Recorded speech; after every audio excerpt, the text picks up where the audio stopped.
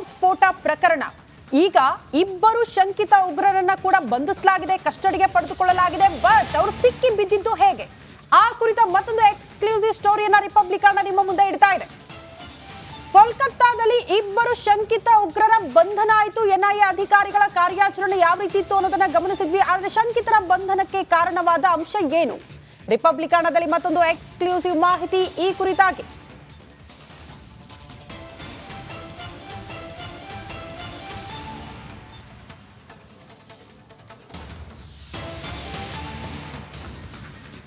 March 1ರಂದು ಬೆಂಗಳೂರಿನಲ್ಲಿ bomb ಸ್ಫೋಟ ಆಗಿತ್ತು. ಇಡೀ ರಾಜ್ಯದ ಜನ ಆ ದಿನ ಬೆಚ್ಚಿ ಬಿದ್ದಿದ್ರು ಈ ಸುದ್ದಿ ಕೇಳಿ. ಸ್ಫೋಟದ ಬಳಿಕ ಎಸ್ಕೇಪ್ ಆಗಿದ್ರು ಶಂಕಿತ ಉಗ್ರರು. ಹಲವಾರು ದಿನ ಸುತ್ತಾಡಿ ಕೈಯಲ್ಲಿದ್ದ ಹಣ ಖಾಲಿಯಾಗಿತ್ತಂತೆ ಇಬ್ಬರ ಬಳಿ. ಹ್ಯಾಂಡ್ಲರ್ ಮೂಲಕ ಬೇನಾಮಿ ಅಕೌಂಟ್ಗೆ ಹಣ ವರ್ಗಾವಣೆ ಮಾಡಿಸಿಕೊಂಡಿದ್ದಾರೆ. ಶಂಕಿತರು ಬಳಸುತ್ತಿದ್ದ ಅಕೌಂಟ್ಗೆ ಹಣ ಟ್ರಾನ್ಸ್ಫರ್ ಆಗಿದೆ. ಹಾಗಾಗಿ ಅದರ ಆಧಾರದಲ್ಲೇ ಎನ್ಐಎ ಅಧಿಕಾರಿಗಳ ಕಾರ್ಯಾಚರಣೆ ಚುರುಕಾಯಿತು. ಇಬ್ಬರು ಶಂಕಿತ ಉಗ್ರರು ಹಾಗೆ ಬಂಧಿಸಲಾಗಿದೆ ಈ ಪ್ರಕರಣದಲ್ಲಿ ಅನ್ನೋದರ ಡೀಟೇಲ್ ಸಿಗ್ತಾ ಇದೆ.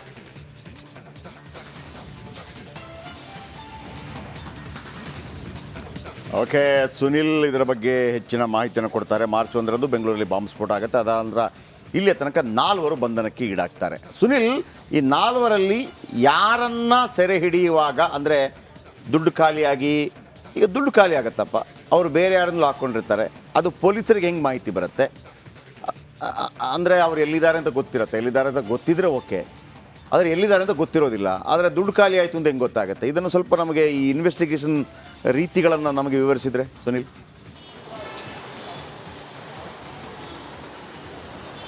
ಎಸ್ ಜಯಪ್ರಕಾಶ್, ಇದು ರಾಮೇಶ್ವರಂ ಕೆಫೆ ಸ್ಫೋಟಕ್ಕೆ ಸಂಬಂಧಪಟ್ಟಂತೆ ತನಿಖೆಯನ್ನು ನಡೆಸ್ತಾ ಇದ್ದಂತಹ ಅಧಿಕಾರಿಗಳಿಗೆ ಇದರಲ್ಲಿ ಅಬ್ದುಲ್ ಮತೀನ್ ತಾಹಾ ಮತ್ತು ಮುಸಾವಿರ್ ಹುಸೇನ್ ಶಾಜೀಬ್ ಇಬ್ಬರು ಕೂಡ ಇದ್ದಾರೆ ಅನ್ನುವಂಥದ್ದು ಖಚಿತವಾಗಿ ಗೊತ್ತಾಗಿತ್ತು. ಮತ್ತು ಎಸ್ಕೇಪ್ ಆಗ್ತಿದ್ದಂಥವ್ರನ್ನ ಟ್ರ್ಯಾಕ್ ಮಾಡೋದಕ್ಕೆ ಸಾಕಷ್ಟು ಪ್ರಯತ್ನಗಳನ್ನು ಮಾಡ್ತಿದ್ರು. ಇದರ ಮಧ್ಯದಲ್ಲಿ ಅವರನ್ನು ಟ್ರ್ಯಾಕ್ ಮಾಡೋದಕ್ಕೆ ಸಾಮಾನ್ಯವಾಗಿ ಯಾವುದಾದ್ರು ಒಂದು ಕೇಸ್ನಲ್ಲಿ ಪೊಲೀಸರು ಯಾವ ರೀತಿಯ ಪ್ರಯತ್ನಗಳನ್ನು ಮಾಡ್ತಾರೆ ಅದೆಲ್ಲವೂ ಕೂಡ ಮಾಡ್ತಿದ್ರು, ಟವರ್ ಲೊಕೇಶನ್ನು, ಟೆಕ್ನಿಕಲ್ ಆಸ್ಪೆಕ್ಟ್ಸು. ಆದರೆ ಇದರಿಂದ ಯಾವುದರಲ್ಲೂ ಕೂಡ ಹೆಚ್ಚಿನ ಪ್ರಗತಿಯೇನೂ ಆಗಿರಲಿಲ್ಲ. ಇದರ ಮಧ್ಯದಲ್ಲಿ ಸೆಂಟ್ರಲ್ ಇನ್ವೆಸ್ಟಿಗೇಷನ್ ಏಜೆನ್ಸಿ ಆಗಿರುವಂತಹ ಐಬಿ ಮತ್ತು ಎನ್ಐಎ ಅಧಿಕಾರಿಗಳು ಇವರ ಬ್ಯಾಂಕ್ ಅಕೌಂಟ್ಗೆ ಸಂಬಂಧಪಟ್ಟಂಥ ಒಂದಷ್ಟು ಡೀಟೇಲ್ಸ್ಗಳನ್ನ ಕಲೆ ಹಾಕ್ತಿದ್ರು. ಪ್ರಮುಖವಾಗಿ ಯಾರೇ ಆದರೂ ಕೂಡ ಎಲ್ಲೇ ಸುತ್ತಾಡಬೇಕಂದ್ರೂ ಏನೇ ಮಾಡಬೇಕಂದ್ರೂ ಕೂಡ ಅವರಿಗೆ ಹಣಕಾಸಿನ ಅಗತ್ಯ ಇದ್ದೇ ಇರುತ್ತೆ. ಅದು ಯಾವ ಕಡೆಯಿಂದ ಬರ್ತಿದೆ ಮತ್ತು ಯಾವ ರೀತಿ ಬರ್ತಿದೆ ಅನ್ನುವಂಥದ್ದನ್ನ ಪತ್ತೆ ಹಚ್ಚುವಂಥ ಒಂದು ಪ್ರಯತ್ನವನ್ನು ಮಾಡ್ತಿದ್ರು. ಅದರಲ್ಲಿ ಐಬಿ ಅಧಿಕಾರಿಗಳು ಇವರು ಬಳಸ್ತಾ ಇದ್ದಂತಹ ಅಕೌಂಟ್ಗಳ ಡೀಟೇಲ್ಸ್ಗಳನ್ನು ಸಂಗ್ರಹ ಮಾಡುವಲ್ಲಿ ಯಶಸ್ವಿಯಾಗಿದ್ರು. ಅಂದರೆ ಬಹುತೇಕ ಇವ್ರದೆಲ್ಲವೂ ಕೂಡ ಟ್ರಾನ್ಸಾಕ್ಷನ್ಸ್ ಕ್ರಿಪ್ಟೋ ಕರೆನ್ಸಿ ಮೂಲಕ ಬರುತ್ತೆ. ಮತ್ತು ಅದನ್ನು ಬೇರೊಂದು ಕಡೆಯಲ್ಲಿ ಕೊಟ್ಟು ನಗದು ರೂಪಕ್ಕೆ ತಗೊಳ್ತಾರೆ, ಅಥವಾ ಇನ್ನೂ ಎಲ್ಲೋ ಒಂದು ಕಡೆಯಿಂದ ಅಕೌಂಟ್ನಿಂದ ಹಣವನ್ನು ಡ್ರಾ ಮಾಡುವಂಥದ್ದು, ಈ ಥರದ್ದು ಯಾವುದಾದ್ರು ಒಂದು ಆಗಲೇಬೇಕಾಗಿತ್ತು. ಆನ್ಲೈನಲ್ಲಿ ಯಾವುದೇ ರೀತಿಯ ವ್ಯವಹಾರಗಳನ್ನು ಕೂಡ ಇವರು ಮಾಡ್ತಾ ಇರಲಿಲ್ಲ.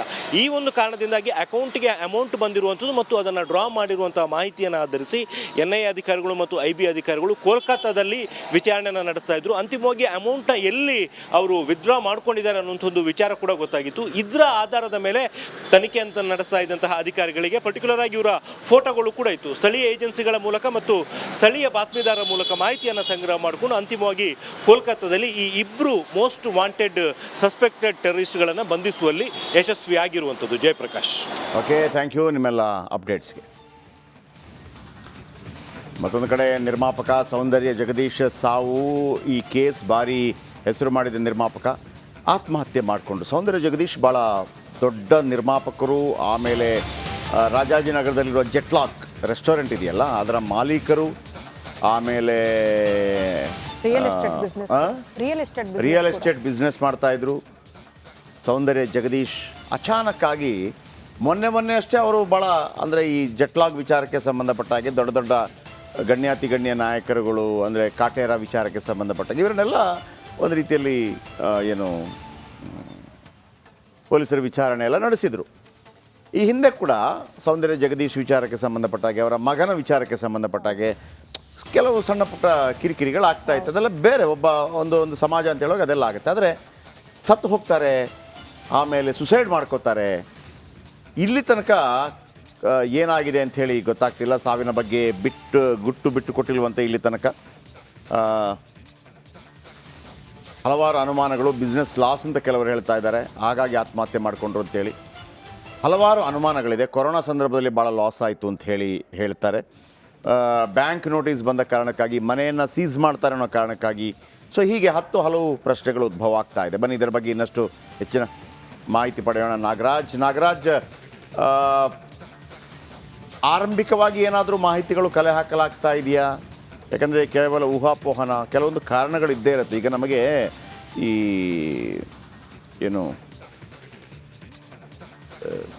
ಜಗದೀಶ್ ಅವರ ಸಾವು ಈ ಥರ ಆದಾಗ ಮೊದಲಿಗೆ ಹಣಕಾಸಿನ ವಿಚಾರಗಳೇ ಬರುತ್ತೆ. ಆದರೆ ಒಂದೆರಡು ದಿನಗಳಲ್ಲಿ ತಕ್ಷಣವೇ ಇದು ಏನು ಕಾರಣ, ಮೊದಲೇ ಹಿಂಗಿತ್ತು ಹೀಗೆಲ್ಲ ಬಂದುಬಿಡುತ್ತೆ. ಪೊಲೀಸರಿಗೆ ಏನಾದರೂ ಡೌಟ್, ಮಾಹಿತಿ ಏನಾದರೂ ಸಿಕ್ಕಿದೆಯಾ ಅಥವಾ ಕೇವಲ ಈಗಲೂ ಕೂಡ ಊಹಾಪೋಹನೇನ? ಜಯಪ್ರಕಾಶ್ ಶೆಟ್ಟಿ, ಏನು ಪೊಲೀಸರು ಒಂದು ಪ್ರಾಥಮಿಕ ತನಿಖೆಯನ್ನು ಈ ಒಂದು ಪ್ರಕರಣಕ್ಕೆ ಸಂಬಂಧಿಸಿದಂತೆ ಅವರ ಕುಟುಂಬಸ್ಥರನ್ನ ವಿಚಾರಣೆ ನಡೆಸಿದಾಗ ಒಂದಷ್ಟು ಅಂಶಗಳು ಪೊಲೀಸರ ಗಮನಕ್ಕೆ ಬಂದಿರತಕ್ಕಂಥದ್ದು. ಅದು ಏನು ಕೆಲವು ಮಾತುಗಳು ಕೇಳಿ ಬರ್ತಾ ಇತ್ತು. ಫೈನಾನ್ಷಿಯಲಿ ಸಾಕಷ್ಟು ಹೊಡೆತ ಬಿದ್ದಿತ್ತು ಅವರಿಗೆ, ಅವರು ಸಾಕಷ್ಟು ಬಿಸ್ನೆಸ್ಸಲ್ಲಿ ಲಾಸ್ ಆಗಿದ್ರು. ಜೊತೆಗೆ ಒಂದು 2 ಬ್ಯಾಂಕ್ಗಳಿಂದ ನೋಟಿಸ್ ಬಂದಿದ್ದರೆ ಇತ್ತೀಚೆಗೆ ಒಂದು ಬ್ಯಾಂಕ್ನಿಂದ ಒಂದಷ್ಟು ಅವರ ಪ್ರಾಪರ್ಟಿಯನ್ನು ಸೀಸ್ ಮಾಡೋದಾಗಿ ಒಂದು ಫೈನಲ್ ನೋಟಿಸನ್ನು ಕೊಟ್ಟಿದ್ರು ಅನ್ನೋದು ಅವ್ರ ಕುಟುಂಬಸ್ಥರು ಸಹ ಪೊಲೀಸರಿಗೆ ಮಾಹಿತಿಯನ್ನು ನೀಡಿರ್ತಕ್ಕಂಥದ್ದು. ಅಲ್ಲದೆ ಕಳೆದ ತಿಂಗಳು ಮಾರ್ಚ್ 21ರಂದು ಅವರ ಮಗಳ ಮದುವೆಯನ್ನು ಬಹಳ ಅದ್ದೂರಿಯಾಗಿ ಮಾಡಿರ್ತಾರೆ. ಅಲ್ಲದೆ ಒಂದು ಐಷಾರಾಮಿ ಕಾರನ್ನು ಸಹ ಅದೇ ವೇಳೆಯಲ್ಲಿ ಖರೀದಿ ಮಾಡಿರ್ತಾರೆ. ಇದು ಒಂದಷ್ಟು ಅನುಮಾನಗಳಾದರೆ, ಮತ್ತೊಂದು ಕಡೆ ಏನು ಇವತ್ತು ಅವರ ಒಂದು ಸಾವಿನ ಕುರಿತು ಒಂದು ಅವರ ಪರ ವಕೀಲರೊಂದು ಪತ್ರಿಕಾಗೋಷ್ಠಿಯನ್ನು ಸಹ ಕರೆದಿರ್ತಕ್ಕಂಥದ್ದು. ಅದರಲ್ಲಿ ಅವರು ಪ್ರಮುಖವಾಗಿ ಉಲ್ಲೇಖ ಮಾಡಿರ್ತಕ್ಕಂಥ ವಿಚಾರಗಳೇನಂತಂದರೆ, ಈ ಒಂದು ಪ್ರಕರಣದ ಹಿಂದೆ ಬ್ಯಾಂಕ್ಗಳ ಕಿರುಕುಳ ಇದೆ. ಅವರು ಕೇವಲ ಸಾಲವನ್ನು ವಸೂಲಿ ಮಾಡ್ತಾ ಇರಲಿಲ್ಲ, ಅಲ್ಲದೆ ಕಿರುಕುಳ ಕೊಡ್ತಾ ಇದ್ರು. ಈ ನಿಟ್ಟಿನಲ್ಲಿ ಅವರು ಆತ್ಮಹತ್ಯೆ ಮಾಡ್ಕೊಂಡಿದ್ದಾರೆ ಅನ್ನೋದ್ರ ಬಗ್ಗೆ ನಾನು ವಿಸ್ತೃತವಾಗಿ ಇವತ್ತು ಪತ್ರಿಕಾಗೋಷ್ಠಿಯಲ್ಲಿ ಹೇಳ್ತೀನಿ ಅಂತೇಳಿ ಅವರ ಪರ ವಕೀಲರು ಹೇಳ್ತಾ ಇರ್ತಕ್ಕಂಥದ್ದು. ಈ ಬೆಳವಣಿಗೆಗಳನ್ನು ನೋಡಿದ್ರೆ ಒಂದು ಫೈನಾನ್ಷಿಯಲ್ ಕ್ರೈಸಿಸ್ ಏನಿತ್ತು ಅದಕ್ಕೆ ಅವರು ಪ್ರಾಥಮಿಕವಾಗಿ ಆತ್ಮಹತ್ಯೆಯನ್ನು ಮಾಡ್ಕೊಂಡಿದ್ದಾರೆ ಅಂತೇಳಿ ಒಂದು ಪ್ರಾಥಮಿಕ ಮಾಹಿತಿಯಲ್ಲಿ ಗೊತ್ತಾಗ್ತಾ ಇರ್ತಕ್ಕಂಥದ್ದು. ಜಯಪ್ರಕಾಶ್ ಶೆಟ್ಟಿ, ಥ್ಯಾಂಕ್ ಯು ನಿಮ್ಮೆಲ್ಲ ಮಾಹಿತಿಗಾಗಿ. ಈ ಆತ್ಮಹತ್ಯೆ ಮಾಡ್ಕೊಳ್ಳುವಂಥ ಸಂದರ್ಭದಲ್ಲಿ ಒಮ್ಮೊಮ್ಮೆ ನೋಡಿ, ಎಂಥ ಒಂದು ಮಗ ಆತ ಕೂಡ ಸಿನಿಮಾದಲ್ಲಿ ಏನಾದರೂ ಮಾಡಬೇಕು ಅಂತ ಬಯಸ್ತಾ ಇದ್ರು. ಇಂಥದ್ದು ಅನೇಕ ಆಗಿದೆ ನೋಡಿ. ಇದನ್ನೆಲ್ಲ ಸವಾಲನ್ನು ಎದುರಿಸಬೇಕಾಗತ್ತೆ. ಅಮಿತಾಬ್ ಬಚ್ಚನ್ 1999ನಲ್ಲಿ ಒಮ್ಮೆ ಈ ಮಿಸ್ ವರ್ಲ್ಡ್ ಇಲ್ಲಿ ಮಾಡಿದರು. ಚಿನ್ನಸ್ವಾಮಿ ಕ್ರೀಡಾಂಗಣದಲ್ಲಿ ಮಿಸ್ ವರ್ಲ್ಡ್ ಮಾಡ್ತಾರೆ, ಸೋಲ್ತಾರೆ ಅವರು. ABCಯಲ್ಲಿ ಮಾಡಿಬಿಟ್ಟು ಸೋಲ್ತಾರೆ. ಏನಾಗಿರುತ್ತೆ ಅಂದರೆ ಅವರಿಗೆ ಕೆನರಾ ಬ್ಯಾಂಕಿನಿಂದ ನೋಟಿಸ್ ಬರುತ್ತೆ, ದಿವಾಳಿ ಅಂತ ಘೋಷಣೆ ಮಾಡ್ಕೋಬೇಕಾಗತ್ತೆ ಅವರು. ದಿವಾಳಿ ಅಂತ ಅಮಿತಾಬ್ ಬಚ್ಚನ್ ದಿವಾಳಿ ಅಂತ ಘೋಷಣೆ ಮಾಡಬೇಕಾಗತ್ತೆ.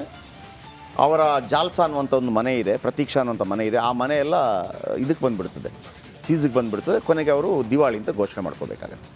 ಆ ಸಂದರ್ಭದಲ್ಲಿ ರಿಲಯನ್ಸ್ ಕಂಪನಿಯ ಮಾಲೀಕರಿದ್ದಾರಲ್ಲ, ಯಾರು ಈ ಮುಖೇಶ್ ಅಂಬಾನಿ ಅವರ ತಂದೆ ಧೀರುಭಾಯ್ ಅಂಬಾನಿ, ಅವ್ರನ್ನ ಕರೆದೊಂದು ದಿವಸ ಕೇಳ್ತಾರಂತೆ, ನಿನಗೇನೋ ದುಡ್ಡು ಗಿಡ್ಡು ಬೇಕಾ ಅಂತ ಕೇಳ್ತಾರಂತೆ.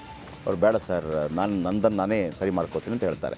ಅಚಾನಕ್ಕಾಗಿ ಅವ್ರು ಅದೇ ಇರಬೇಕಾದ್ರೆ ಕೌನ್ ಬನೇಗಾ ಕರೋಡ್ಪತಿಯಲ್ಲಿ ಅವರಿಗೆ ಅವಕಾಶ ಸಿಗುತ್ತೆ.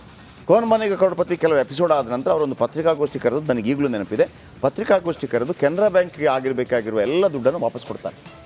ಝೀರೋದಲ್ಲಿದ್ದಂಥ ಅಮಿತಾಬ್ ಬಚ್ಚನ್ ಅವ್ರಿಗೆ ಕೊಡದೇನಿರ್ಬೋದಾಗಿತ್ತು, ಯಾಕಂದರೆ ದಿವಾಳಿ ಅಂತ ಘೋಷಣೆ ಆಗಿತ್ತು. ಬಟ್ ಅವ್ರು ಹಂಗೆ ಮಾಡಲ್ಲ, ಬ್ಯಾಂಕ್ರಪ್ಟ್ ಆಗಿರ್ತಾರೆ, ವಾಪಸ್ ಕೊಡ್ತಾರೆ ದುಡ್ಡನ್ನು. ವಾಪಸ್ ಕೊಟ್ಟು ಮೊನ್ನೆ ಈಗ 20 ವರ್ಷಗಳ ನಂತರ, 24 ವರ್ಷಗಳ ನಂತರ ಮೊನ್ನೆ ಅವರ ದುಡ್ಡು ಎಲ್ಲರಿಗೆ ಹಂಚಿಕೆ ಆಯ್ತು. ಅಂದರೆ ಅವ್ರ ವಯಸ್ಸಾಯ್ತಲ್ವಾ, 3100 ಕೋಟಿಯ ಒಡೆಯ, 3100 ಕೋಟಿಯ ಒಡೆಯ. ಎಲ್ಲಿಯ ಝೀರೋ, ಎಲ್ಲಿ 25 ವರ್ಷ. ಅವಕಾಶಗಳು ಬಂದೇ ಬರುತ್ತೆ, ನಾವೊಮ್ಮೆ ಕಾಯಬೇಕಾಗತ್ತೆ. ಸೌಂದರ್ಯ ಜಗದೀಶ್ ಅವರಿಗೆ ಆ ಅವಕಾಶಗಳಿತ್ತು, ಸಿನಿಮಾ, ಬಾರ್ ಆ್ಯಂಡ್ ರೆಸ್ಟೋರೆಂಟ್ ಎಲ್ಲವೂ ಕೂಡ.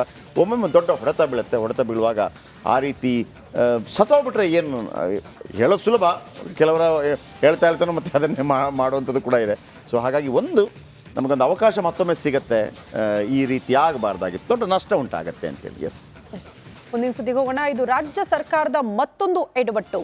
ಗ್ರಂಥಾಲಯದ ಮೇಲೆ ಹಿಂದೂ ಅವಹೇಳನದ ಬರಹ ಎಷ್ಟರ ಮಟ್ಟಿಗೆ ಸರಿ ಅನ್ನೋದು ಬಿಜೆಪಿ ನಾಯಕರು ಪ್ರಶ್ನೆ ಮಾಡ್ತಿದ್ದಾರೆ. ಆರ್ ಅಶೋಕ್ ಅವರು ಇದೇ ವಿಚಾರಕ್ಕೆ ಸಂಬಂಧಪಟ್ಟಂತೆ ಈಗ ಆಕ್ರೋಶವನ್ನು ಹೊರಹಾಕ್ತಿದ್ದಾರೆ. ಬಿಜೆಪಿ ನಾಯಕರಿಗೆ ಇದೇ ಅಸ್ತ್ರ ಆಗ್ಬಿಡುತ್ತೆ. ಕಾರಣ ತುಷ್ಟೀಕರಣದ ರಾಜಕಾರಣ ಮಾಡುತ್ತೆ ಕಾಂಗ್ರೆಸ್ ಅಂತ. ಯಾವುದೋ ಸಮುದಾಯದ ಓಲೈಕೆ ಮಾಡೋದಕ್ಕೆ ಇನ್ನೊಂದು ಧರ್ಮ ಯಾಕೆ ಅವಹೇಳನ ಮಾಡ್ತೀರಿ ಅನ್ನೋದನ್ನ ಪದೇ ಪದೇ ಅವರು ಪ್ರಶ್ನೆ ಮಾಡ್ತಾ ಬಂದಿದ್ದಾರೆ. ಈಗ ಮತ್ತೊಮ್ಮೆ ರಾಜ್ಯ ಸರ್ಕಾರದ ಎಡವಟ್ಟು.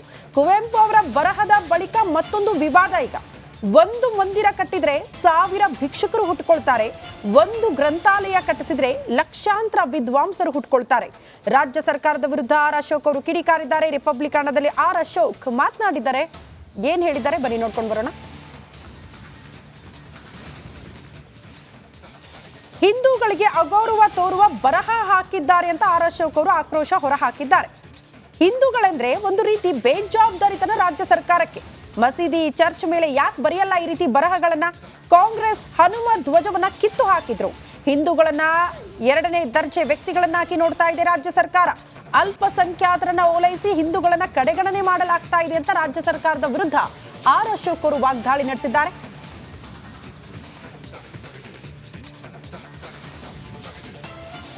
ಚಿಕ್ಕಬಳ್ಳಾಪುರ ಮುದ್ದೇನಹಳ್ಳಿಯ ಗ್ರಂಥಾಲಯದಲ್ಲಿ ಹಾಕಿರುವಂಥ ಒಂದು ಬರಹ ಈಗ ಸಾಕಷ್ಟು ಚರ್ಚೆಯನ್ನು ಹುಟ್ಟಾಕಿದೆ. ಈ ಬಗ್ಗೆ ವಿಪಕ್ಷ ನಾಯಕರು ಅಶೋಕ್ ಅವರು ಕೂಡ ಟ್ವೀಟ್ ಮಾಡಿದರು. ಏನು ಬರಹ, ಏನು ಟ್ವೀಟ್ ಮಾಡಿದ್ದಾರೆ ಅವ್ರನ್ನ ಕೇಳೋಣ. ಸರ್, ಚಿಕ್ಕಬಳ್ಳಾಪುರ ಗ್ರಂಥಾಲಯದ ಮೇಲೆ ಒಂದು ಬರಹ ಬರೆದಿದ್ದಾರೆ. ಏನು ಸರ್ ಅದು, ಏನು ಚರ್ಚೆ ಹುಟ್ಟಾಗ್ತದೆ ಅದು?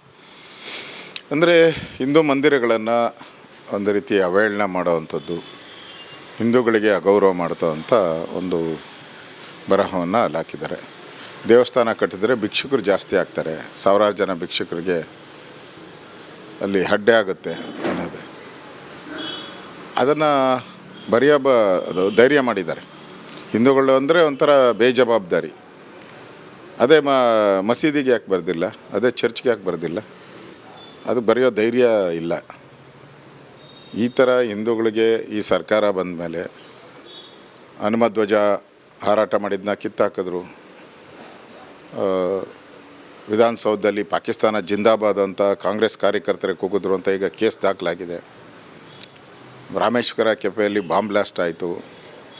ಅದನ್ನು ಕೂಡ ಬಾಂಬ್ ಬ್ಲಾಸ್ಟನ್ನು ಕೂಡ ಏನೋ ಅವರಿಬ್ಬರು ಜಗಳ, ಹೋಟ್ಲ್ ಜಗಳ, ಬಿಸ್ನೆಸ್ ಜಗಳ ಅಂಥೇಳಿ ಅದನ್ನು ಡೈವರ್ಟ್ ಮಾಡಿದ್ರು. NI ಬಂದ ಮೇಲೆ ಅವರು ದೊಡ್ಡ ಕದೀಮರು, ದೇಶದಲ್ಲಿ ಈ 10 ಕಡೆ ಈ ಥರದ ಭಯೋತ್ಪಾದನಾ ಚಟುವಟಿಕೆ ಮಾಡೋಕ್ಕೆ ತಂತ್ರ ಮಾಡಿದರು ಅಂತ ಬಂದಿರೋದು. ಅಂದರೆ ನನಗನ್ನಿಸ್ತತೆ ಈ ಸರ್ಕಾರ ಹಿಂದೂಗಳನ್ನು ಒಂದು ರೀತಿ 2ನೇ ದರ್ಜೆಯ ವ್ಯಕ್ತಿಗಳಾಗಿ ನೋಡ್ತಕ್ಕಂಥದ್ದು, ಸದಾ ಅಲ್ಪಸಂಖ್ಯಾತರನ್ನು ಓಲೈಕೆ ಮಾಡಿ ಹಿಂದೂಗಳನ್ನು ಕಡೆಗಣನೆ ಮಾಡುವಂಥ ಒಂದು ಪ್ರವೃತ್ತಿ ಕಾಣ್ತಾ ಇದೆ. ಯಾರೇ ಮಾಡಿರಲಿ ಅದು ತಪ್ಪು. ಈಗ ನನಗಿರೋ ಮಾಹಿತಿ ಪ್ರಕಾರ ಅದನ್ನು ಅಳಿಸಾಕಿದ್ದಾರೆ ಅಂತ ಸುದ್ದಿ. ಈಗ ಬರೆದಿದ್ದ್ಯಾಕೆ, ಅಳಿಸಾಕಿದ್ದ್ಯಾಕೆ, ಯಾರೇ ಬರೆದಿರ್ಬೋದು. ಇಂಥ ಕುಯುಕ್ತಿಗಳನ್ನು ಮಾಡೋದರಲ್ಲಿ ಈ ಕಾಂಗ್ರೆಸ್ ಅವರು ಎತ್ತಿದ ಕೈ. ಸರ್, ಇದು ಸರ್ಕಾರದ ಸೂಚನೆಯಿಂದ ಬರೆಸಿದ್ದ ಅಥವಾ ಗ್ರಂಥಾಲಯದವರೇ ಬರೆಸಿದ್ದ? ನಿಮ್ಗೇನಾದರೂ ಮಾಹಿತಿ ಇದೆ ಸರ್? ನನಗೆ ಆ ಥರದ್ದು ಯಾವುದೇ ಮಾಹಿತಿ ಇಲ್ಲ. ಅದು ಸರ್ಕಾರದ ಕಟ್ಟಡ, ಏನೇ ಬರೆದ್ರು ಸರ್ಕಾರ ಅಂತಲೇ ಲೆಕ್ಕ ಬರೋದು. ಈಗ ಪ್ರೈವೇಟ್ ಯಾವುದೋ ಸ್ಕೂಲ್ ಬರೆದಿದ್ರೆ ಪ್ರೈವೇಟ್ ಸ್ಕೂಲ್ ಅಂತ ಬಂದಿರೋದು, ಯಾವುದೋ ಪ್ರೈವೇಟ್ ಮನೆ ಬರೆದಿದ್ರೆ ಪ್ರೈವೇಟ್ ಮನೆ ಅಂತ ಬರ್ತಿರೋದು. ಅದು ಸರ್ಕಾರದಾಗಿರೋದ್ರಿಂದ ಸರ್ಕಾರ ಜವಾಬ್ದಾರಿ ಅಂತ ನಾವು ಟ್ವೀಟನ್ನು ಮಾಡಿದ್ದೀರಿ.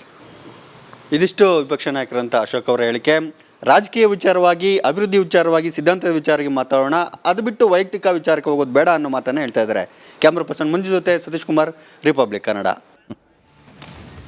ಇದು